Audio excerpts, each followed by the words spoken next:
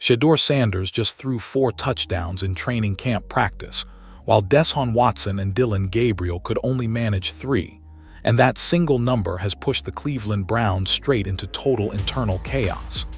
This was supposed to be the easiest quarterback transition in the league. You welcome back a veteran getting paid $230 million, stash the young draft pick on the bench, and avoid any unnecessary locker room drama. Instead, a 5th-round rookie with a massive chip on his shoulder has completely flipped the script, making this the most volatile quarterback battle anywhere in professional football. Behind closed doors, coaches are divided, the front office is sweating, and the entire timeline for the 2026 season is hanging by a thread. Before we unpack every layer of this brewing locker room mutiny, I want to test your football intuition right now. If you believe Shedeur Sanders deserves the starting job in Week 1, comment the word SHEDUR below. If you think the massive contract forces Cleveland to start Deshaun Watson, comment the word Watson. Drop your pick right now, because what is unfolding behind closed doors in Berea is unlike anything we have seen in modern NFL history. Before moving further, if you've enjoying this video, consider hitting subscribe. We're pushing toward 2,000 subscribers, and every single one makes a difference. Help us reach more football fans and take this community to the next level. To understand why this current quarterback room feels like a ticking time bomb, you have to rewind to the moment everything went sideways on draft weekend in 2025. For 2 full collegiate seasons, Shedeur Sanders was discussed by national evaluators and media networks as a lock for the first round, with some scouts even arguing he possessed the sharpest pure pocket mechanics in the entire class. Yet as the draft unfolded, pick after pick went by without his name being called. Rumors swirled regarding pre-draft interview dynamics, scheme fits, and the massive media circus that inevitably follows his family name. The Cleveland Browns front office watched the board fall and made a move that raised eyebrows across the entire sport.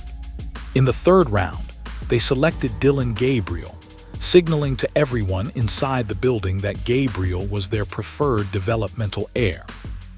It was not until the 5th round that Cleveland finally took a flyer on Sanders, scooping him up at a slot where players are rarely expected to become Week 1 starters. That draft fall became an immediate national talking point, but inside the building, it lit an undeniable competitive fire.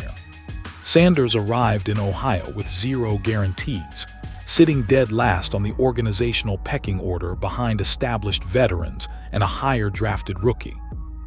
When injuries and offensive stagnation derailed the 2025 campaign, the coaching staff was forced to throw Sanders directly into the fire.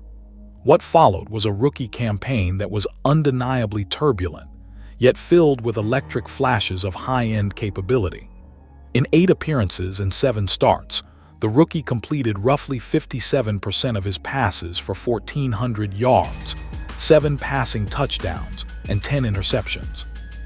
On paper, a 68.1 passer rating looks like standard rookie growing pains, but anyone actually breaking down the game film saw a far more nuanced picture.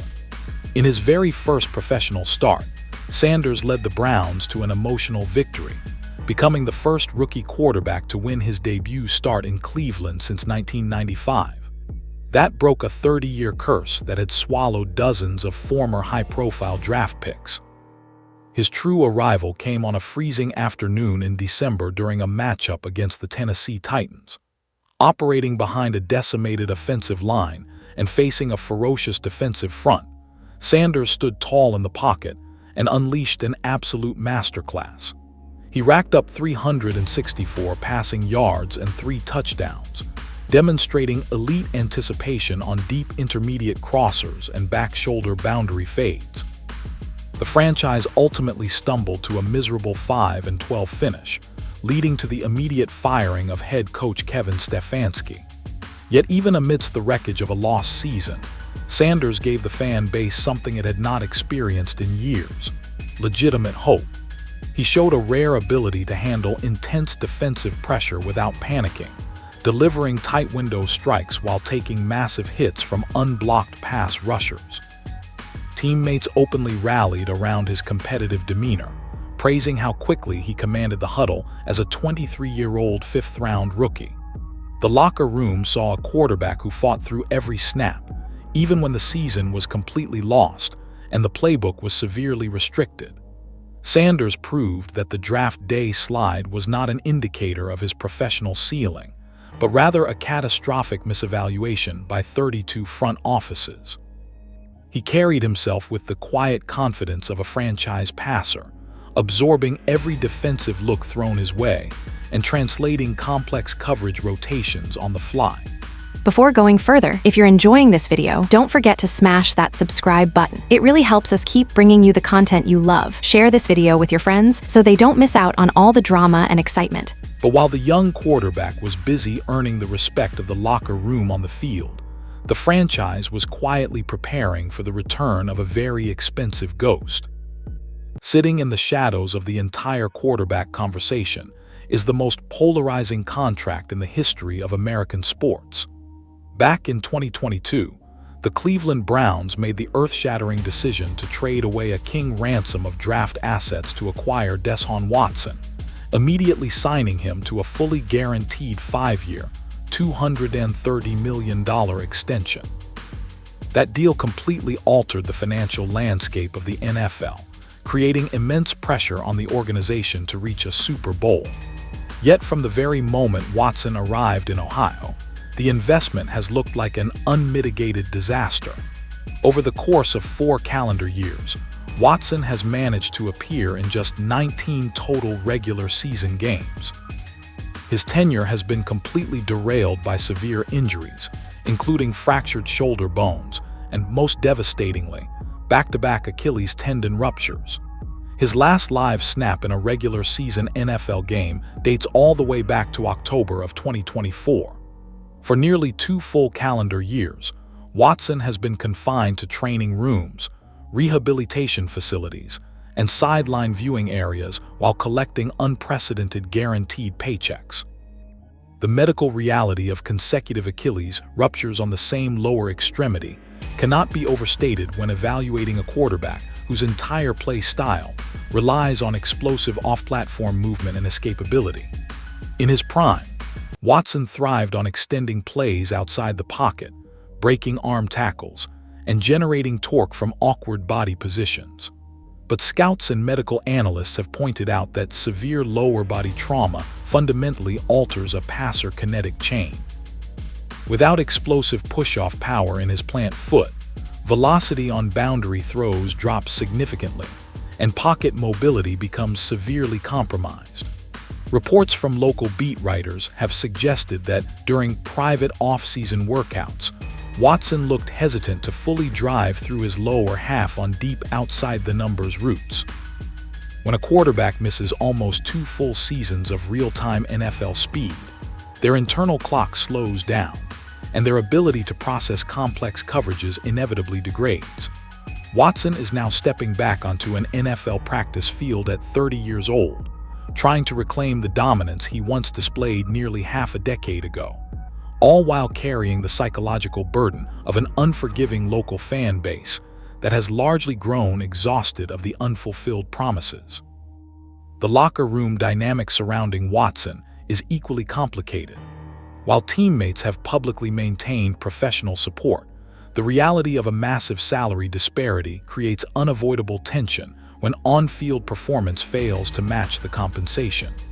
Players putting their physical health on the line on minimum or middle-tier contracts are fully aware of who is taking up $40 to $60 million of annual cap space.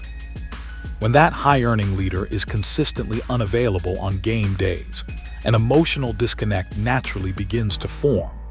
Watson enters the 2026 campaign knowing that his margin for error is non-existent. A single poor performance or lingering sign of physical limitation could permanently cement his tenure as the single most catastrophic transaction in modern football history. He is not just fighting for a starting role. He is fighting to salvage whatever remains of his professional reputation and athletic prime. Yet just as the veteran was preparing to reclaim his undisputed territory, An unexpected voice in the front office changed the rules of engagement entirely. The arrival of new head coach Todd Monken in early 2026 immediately fractured what was previously a united corporate message inside the Browns facility. Monken was brought in specifically for his aggressive, no-nonsense offensive mind, and his track record of maximizing quarterback efficiency at both the collegiate and professional levels. Unlike previous regimes that were forced to tread lightly around political front office mandates, Monken arrived with total autonomy to build a winning culture from the ground up. When General Manager Andrew Berry addressed the media at the NFL Scouting Combine, the shift in organizational tone was impossible to ignore. In previous seasons, the front office consistently affirmed Watson as the unquestioned face of the franchise whenever he was medically cleared. This time, Berry made it abundantly clear that nothing would be handed to anyone, stating plainly that both Sanders and Watson would be expected to compete on equal footing to earn a role. That public statement sent shockwaves through the league, marking the first time the organization openly entertained the idea of benching their $230 million investment for a fifth-round rookie. However, the organizational hierarchy in Cleveland is rarely that simple. Just hours after Monken hinted that practice reps would not be split evenly, and that end-of-season game film from 2025 would heavily dictate the quarterback pecking order, team owner Jimmy Haslam walked directly in front of cameras and offered a completely contradictory assessment. Haslam publicly went out of his way to state that Watson possessed a phenomenal chance to win the starting job, making sure the entire football world remembered the immense financial commitment still tied to the veteran passer. This created an immediate, glaring disconnect between ownership, the general manager, and the coaching staff. Monken represents pure football logic. He wants the quarterback who executes his scheme cleanly, distributes the football on time, and protects the roster from negative plays. Haslam represents the business reality. Benching a fully guaranteed franchise player signifies total organizational failure and invites national ridicule. Behind closed doors, reports suggest that the coaching staff has grown increasingly resistant to outside interference regarding weekly depth chart decisions. Monken was hired to fix a broken offense, not to act as a public relations buffer for past contract mistakes. He views Sanders as an ascending, moldable passer who operates with exceptional pocket presence and processes information without requiring excessive off-schedule improvisation. Meanwhile, the front office is caught directly in the middle, trying to balance long-term salary cap survival with immediate locker room credibility. When leadership sends mixed signals through the media, it creates an environment where every single throw in practice is magnified by players, agents, and national analysts alike. Before going further, if you're enjoying this video, don't forget to smash that subscribe button. It really helps us keep bringing you the content you love. Share this video with your friends so they don't miss out on all the drama and excitement. The players inside the locker room can clearly see the divide between what the owner wants to happen and what the head coach is actually executing on the grass. That ideological battle within the executive suites set the stage for an explosive start to summer training camp, where the real football finally had to be played. When the Cleveland Browns officially opened training camp under the blistering summer heat, the theoretical quarterback battle instantly became reality. Todd Monken implemented a strict alternating rotation to evaluate his passers under identical conditions. On days 1 and 3 of full team periods, Watson took the primary first-team snaps with the starting wide receivers and offensive line. On days 2 and 4, Sanders commanded the first unit, taking on the exact same defensive looks and situational play calls. What was supposed to be a slow, steady ramp-up period for the veteran quickly morphed into an eye-opening display of rookie momentum. Across the initial stretch of team periods, Sanders clearly outproduced his veteran counterpart in pure efficiency and red zone execution. The rookie tossed 4 passing touchdowns across dynamic situational drills, displaying crisp footwork and throwing with exceptional anticipation over the middle of the field. In contrast, Watson and Dillon Gabriel managed only 3 touchdowns apiece, with Watson showing visible signs of rust and timing issues with boundary targets. While Sanders did log an interception during a tightly contested 2-minute drill, his overall command of the offense drew consistent praise from defensive veterans. Cornerbacks and safeties noted in post-practice scrums that Sanders was looking off deep safeties with veteran-level maturity, refusing to lock onto his primary reads. Watson, on the other hand, frequently held onto the football longer than designed, attempting to extend plays in the backfield rather than taking available checkdowns. In non-contact camp settings without live tackling, that hesitation often results in simulated sacks that stall drives. The visual contrast between a sharp, rhythmic young passer operating in rhythm and a veteran trying to rediscover his physical timing was impossible to overlook. The local media contingent quickly shifted their daily practice trackers, documenting how Sanders was consistently generating higher completion percentages and more explosive chunk plays during competitive 7-on-7 and 11-on-11 periods. The dramatic shift in momentum did not just capture the attention of the fans in attendance. It sent shockwaves through major financial and predictive sports markets. Platforms like Kalshi, which track high-volume analytical betting data on upcoming NFL starter decisions, registered an unprecedented swing in favor of Sanders. Back during the scouting combine, Sanders was already holding a surprising 53% probability to win the Week 1 job. Watson lingered at a distant 21%, with Dillon Gabriel trailing far behind at 11%. As camp footage began leaking and reports of Sanders outperforming the veteran circulated, those market numbers shifted even heavier toward the young passer. Sharp analytics models began pricing in the reality that a new head coach with no personal loyalty to past front office decisions will simply play the more efficient passer. When millions of dollars in analytical prediction, markets overwhelmingly favor a 5th-round rookie over a veteran who once signed the richest guaranteed contract in sports history, it confirms that the narrative is no longer just local media hype. But while the quarterback room was busy trading touchdowns, a massive trade elsewhere on the roster completely altered the franchise timeline. To fully understand why the Browns are treating the 2026 season with an entirely different philosophy, you have to look at the massive roster transformation that occurred during the offseason. For nearly a decade, defensive end Myles Garrett was the absolute heart, soul, and competitive engine of the entire franchise. He was a perennial Defensive Player of the Year candidate who masked countless schematic and personnel deficiencies across the roster.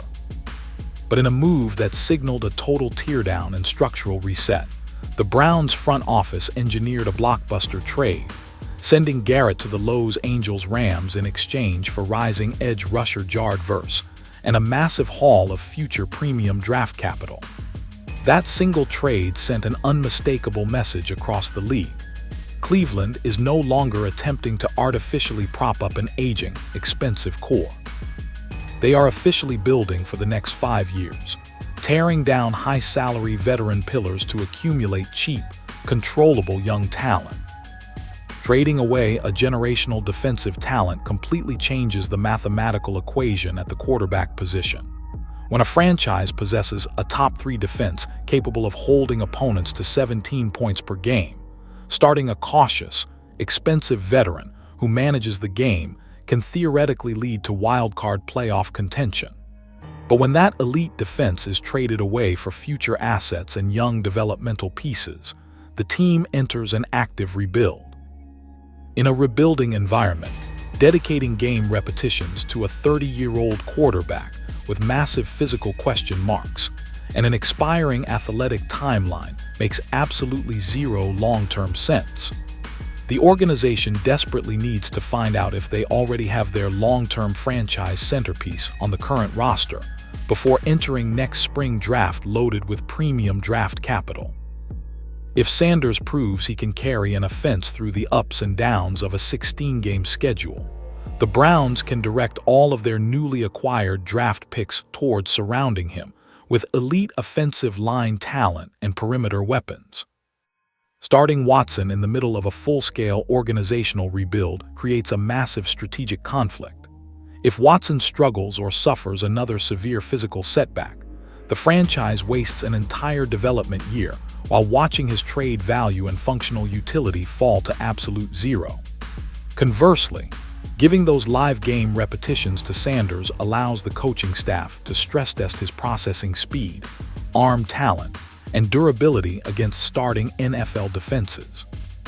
The locker room culture also shifts dramatically when young players see an organization committed to a fresh, merit-based era rather than lingering on past mistakes.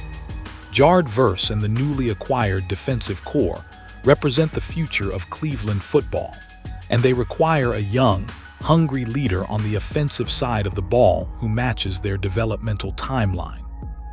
The Myles Garrett trade was the official death of the previous era in Cleveland, and it left Watson standing as an isolated relic of an old regime inside a locker room that is rapidly turning the page toward the future.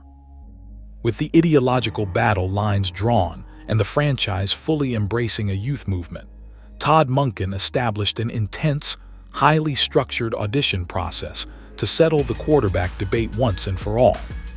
Monken made it clear to the entire locker room that closed-door training camp practices without live contact were only the first phase of the evaluation.